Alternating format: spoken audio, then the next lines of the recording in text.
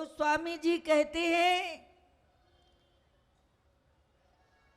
नाम जपत प्रभु कीन्ह प्रसादु,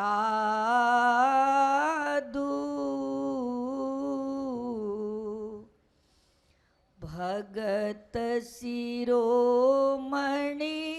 भय प्रहलादु,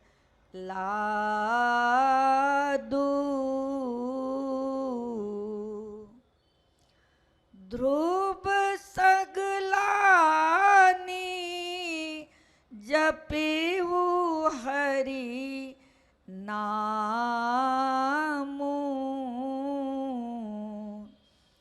पाएऊ अचल अचल अनुपम ठाऊं,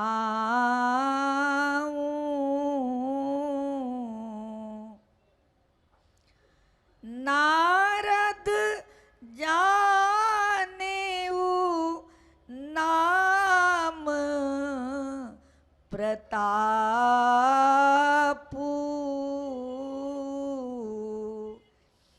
जग प्रिय हरि हरि हर प्रिय आपू,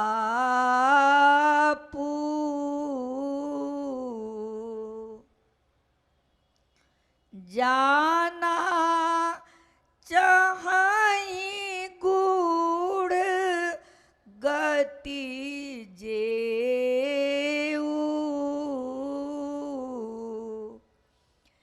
नाम जीह जपी जानऊ तेऊ,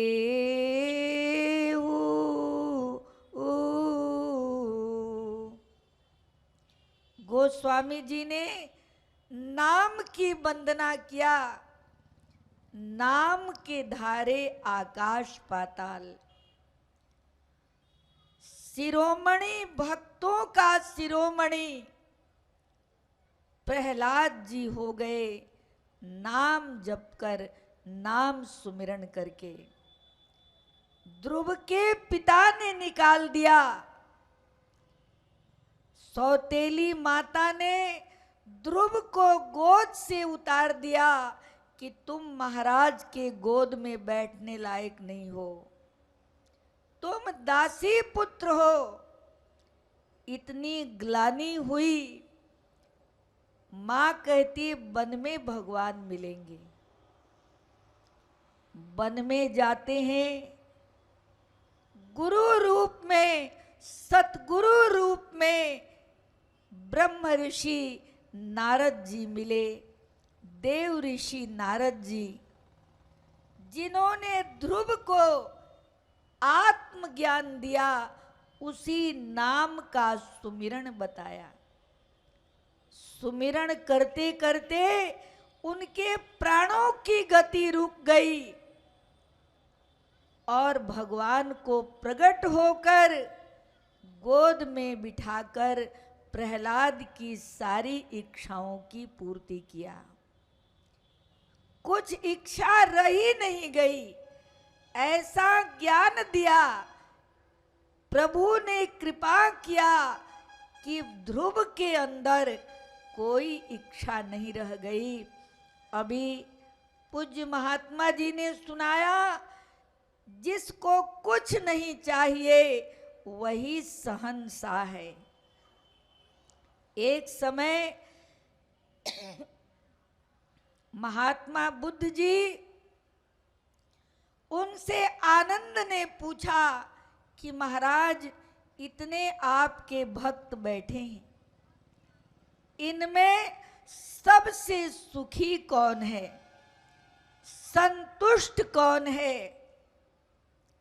भगवान बुद्ध कहते, आनंद, देखना चाहते हो तो मेरे पास यहीं खड़े रहो।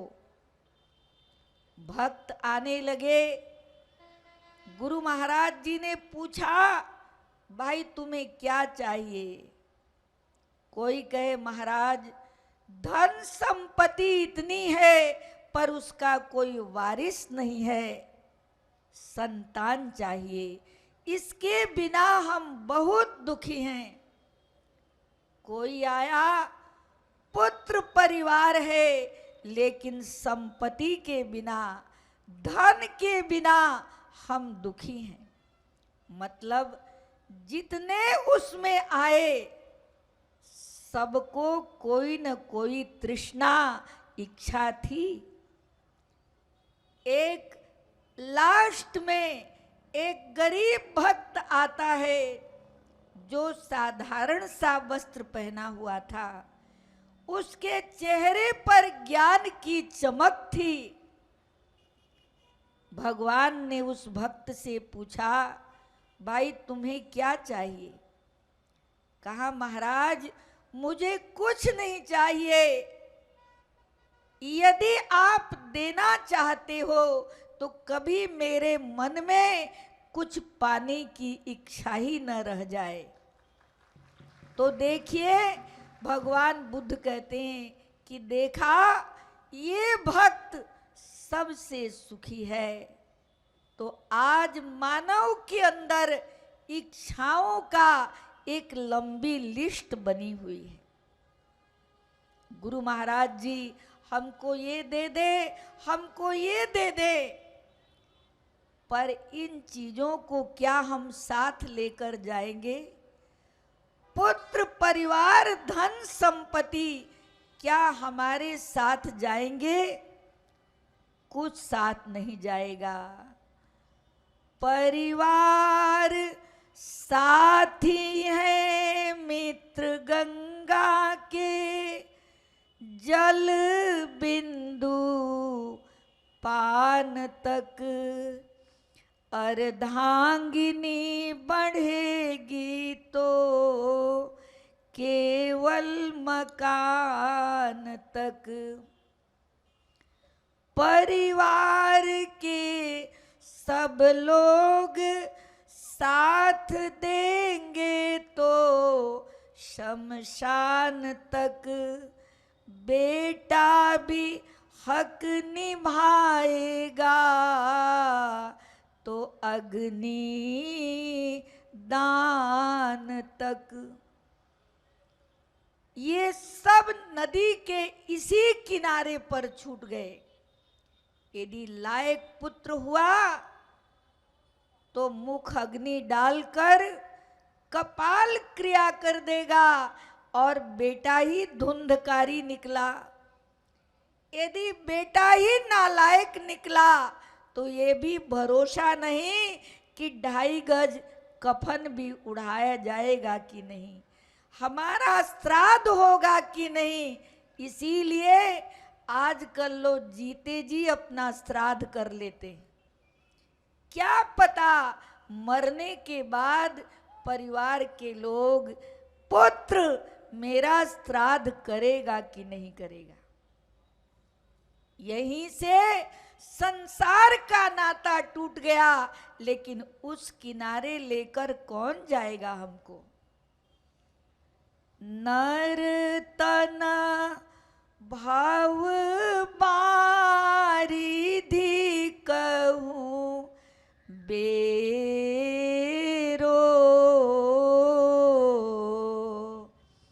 सनमुख मरुत अनुग्रह मेरो।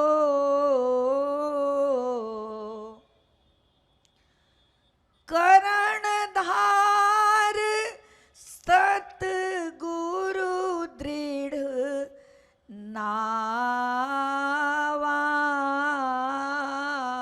दुर्लभ साज सुलभ करी पावा,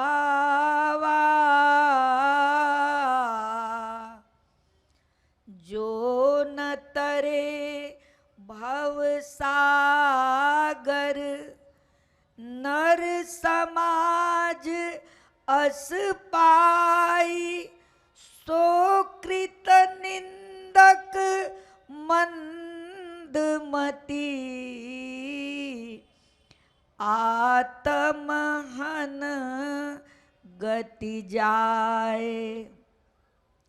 जो सुंदर मनुष्य शरीर को पाकर एक नाव है, और कहा ये स्वर्ग में नरक स्वर्ग अपवर्ग नसैनी, ये मनुष्य शरीर सीढ़ी है जिससे नरक में भी जीवात्मा जाती है, जिससे स्वर्ग में जाती है, और जिससे मोक्ष धाम भी प्राप्त करती है। तो कहा इस जीवन रूपी नौका के कर्णधार मल्लाह सतगुरु हैं। सतगुरु महाराज को वैद्य भी कहा गया। सच्चे सतगुरु वैद्य हैं, अंजन है सतसंग, ज्ञान सलाई डाल दे, कटे मोतिया बिंद। गुरु कुम्हार शिष कुंभ है, गढ़ गढ़ काढ़े खोट, अंदर हाथ सहार के, बाहर मारे चोट। गुरु धोबी शिष का पड़ा, साबुन सिरजन हार, सुरति शिला पर धोइए, निक से ज्योति अपार। राजा धर्मदास को संत कबीर दास जी सतगुरु रूप में प्राप्त हो गए, और राजा धर्मदास जी कहते हैं मारे सतगुरु भया रंग रेज, चुनर मारी अजब रंगी। मारा सतगुरु भया रंग रेज, चुनर अजब रंगी। चुनर मारी अजब रंगी रे, चुनर मारी अजब रंगी। मारा ज्ञानी गुरु भया रंग रेज, चुनर।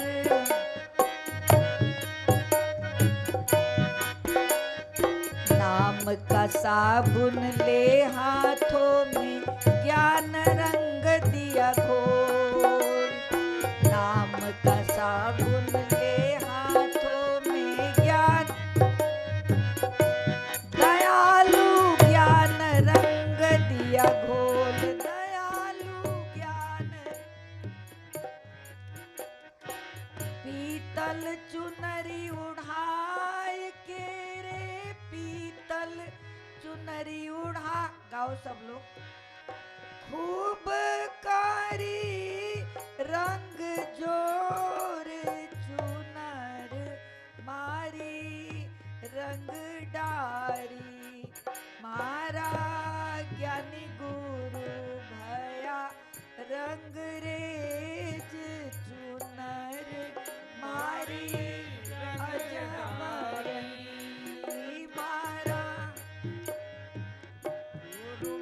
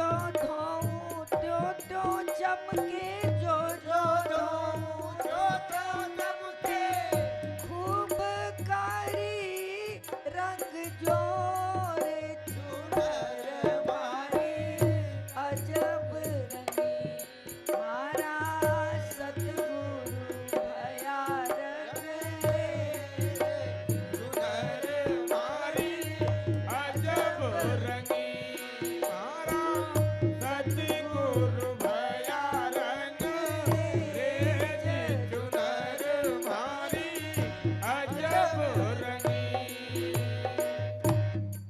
देखिए राजा धर्मदास कहते मेरे गुरु महाराज जी रंगरेज है, ऐसी चुनर रंग दी, ऐसे जीवन में भक्ति सराबोर कर दी कि मैं सब कुछ उन पर वार दूं रे, तन मन धन और प्राण। ऐसे सतगुरु मिले कि मैं सब कुछ उन पर न्योछावर कर दूं, फिर भी हम उऋण नहीं हो सकते। हम सदा सतगुरु के ऋणी रहेंगे। उनका ऋण करोड़ों जन्म धारण करके भी एक शिष्य चुका नहीं सकता। देखिए गुरु धोबी, धोबी कहा शिष्य कपड़ा, धोबी को कपड़ा समर्पण कर देते हैं। कपड़ा निर्जीव होता है, यदि कपड़े में जान आ जाए और कपड़ा उछलने कूदने लगे तो धोबी कभी भी उसे साफ नहीं कर सकता। वो समर्पण हो जाता है कि आप जितना सोडा साबुन सर्फ जितना पीटना हो मुझे पीटो, लेकिन उज्जवल कर दो। धोबी से कपड़ा, कपड़े की यही अरमान है कि मैंने समर्पण किया और गुरु महाराज जी ने धो धो करके मेरे जन्म जन्मांतर के मैल को साफ करके उस परम धाम में पहुंचा दिया। प्यारे भाइयों बहनों, कुम्हार, गुरु महाराज जी को कुम्हार कहा। कुम्हार क्या करता है? माटी को रौंद रौंद करके उसकी कंकड़ी पत्थरी को निकाल देता है और चाक के ऊपर चढ़ाकर उसे घड़े का, एक सुराही का, नाना प्रकार का रूप कुम्हार उस माटी का देता है। अब घड़ा बन गया, लेकिन घड़ा किसी को ठंडा पानी नहीं पिला सकता। वो कच्चा है, कच्चा। जरा सी पानी डालेंगे वो स्वयं गल जाएगा, कच्ची मिट्टी है। कुम्हार उसको पक्का करने के लिए आवे में लाल कर देता है, पका देता है उसे, और तो भी जरा सी चीरा, जरा सी छेद रह गया तो खरीदने वाले अंगूठे की, उंगली की ठोकर मारते हैं कि ये घड़ा फूटा तो नहीं। देखिए कितना तप करके वो अग्नि में पका, तभी तो किसी को पानी पिलाता है ठंडा। देखिए एक बार घड़े के ऊपर जो ढक्कन होता है वो घड़े से कहता है कि भैया तुम्हारे पास गिलास लेकर, लोटा लेकर, जग लेकर, कटोरी लेकर सब आते हैं, आप सबको पानी भर देते हैं, लेकिन मैं आपके इतने नजदीक हूं, आपने कभी मुझे भरा नहीं, कभी मेरी प्यास नहीं मिटाई। घड़ा कहता है कि जो भी मेरे सामने आते हैं वो झुकते हैं, विनम्रता से झुकते हैं, तब मैं अपने आप को टेढ़ा कर लेता हूं उस जग को, कटोरी को, लोटे को भरने के लिए। लेकिन तुम तो मेरे सिर पर चढ़ के बैठे हो, तुम्हारी प्यास कैसे मिटेगी? तुम भी नीचे उतरो और झुकना सीखो तो तुम्हारी भी प्यास मिट जाएगी। तो भाइयों बहनों, गुरु महाराज जी को कुम्हार कहा, जो अपने शिष्य को पका करके लाल कर देते हैं। ये देख रहे आप, संत साध्वी महात्मा गण बैठे हैं, ये सब उस आवा में पकाकर गुरु महाराज जी ने लाल कर दिया। और समाज की सेवा, सत्संग करने के लिए जगह जगह जाते हैं, सत्संग प्रचार करके लोगों को ज्ञान से जोड़ते हैं। भाइयों बहनों, ये जितने संत साध्वी बैठे हैं, ये भी अपने माता पिता के लाल हैं। ये बिना माता पिता के ऊपर से टपक के नहीं आए। भाइयों बहनों, यदि आप अपनी संतान को संस्कार दीजिए, अपने लड़कियों को, अपने लड़कों को संस्कार दीजिए, आरती करने का, ध्यान में बैठने का, सत्संग में जाने का। यदि आप संस्कार देंगे, बोलिए सांची दरबार की। आप लोग शांत रहें। देखिए, संस्कार देंगे तो वो बच्चे भी गुरु महाराज जी के शरण में आकर एक दिन वो भी लाल बन करके और समाज के कल्याण के लिए निकलेंगे। तो भाइयों बहनों, अपनी संतान को आप संस्कार डालो। जिसके 2 बेटे हैं, एक पुत्र को दरबार के प्रति झुकाव डालिए कि जा बेटा सेवा करना। आपकी 2 बेटी है तो एक बेटी को पढ़ा लिखा करके दरबार के प्रति संस्कार डालो कि दुनिया में कुछ नहीं है। तुम 50,000 लाख कमा भी लोगे, क्या उससे तुम्हारी इच्छाओं की पूर्ति हो जाएगी? यदि गुरु महाराज के शरण में जाओगे, आपको लालो लाल कर देंगे और समाज के कल्याण के लिए भेज देंगे।